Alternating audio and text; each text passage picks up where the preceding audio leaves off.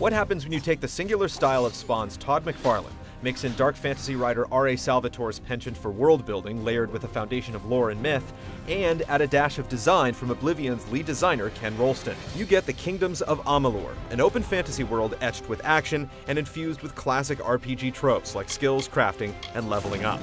The intermingling of surveying stats and active swordplay can be tricky, but our early hours with Kingdoms of Amalur Reckoning show a determination to tread the path. After escaping from an ambush and passing through some high-stakes tutorials, your crafted character sets out in search of his destiny in a world where soothsayers can divine the exact moment of your death. And that's what sets you apart. You have no destiny or fate, just an unwritten future you'll make for yourself. You just changed how the world was supposed to work. Carving out your place in life goes hand in hand with carving up the various brigands, boggarts, and other bumps in the night dotting the realm. Hand-to-hand combat, magic, ranged attacks, and stealth are the building blocks of battle, and you're likely to dabble in every discipline. There's no active lock-on when tackling the various beasties, but there is a passive, more subtle system that allows you to unleash carefully measured strikes on one foe or redirect your combo to share the hurt. Good timing opens the door to advanced techniques like a perfect parry or a sword flourish that can lead to some air juggling. Ranged combat lets you aim precisely and launch quick potshots or heavy-duty charged-up volleys.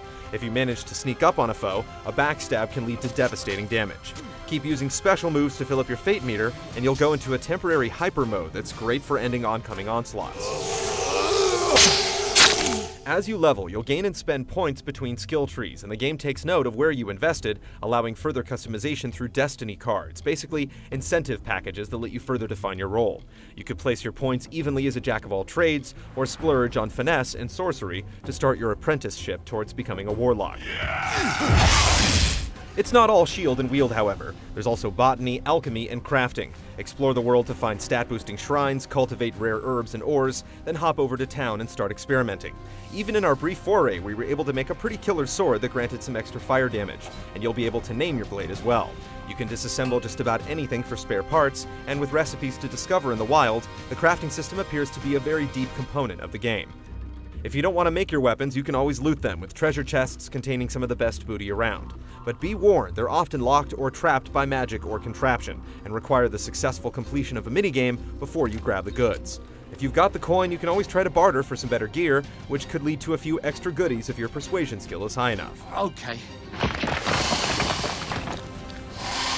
Amalur certainly seems like an engaging world, where it can be a joy to get lost spelunking a kobold cave on your way to town. Unexpected things can happen, like a swordsman using a Mortal Kombat-style harpoon move, or a spell-slinging mage playing with swords, showing off his evasive skills as he racks up kills. There's still a lot of mystery to Amalur. The developers are still mum on any multiplayer or online components, and we've yet to see any of the bosses they've hinted about.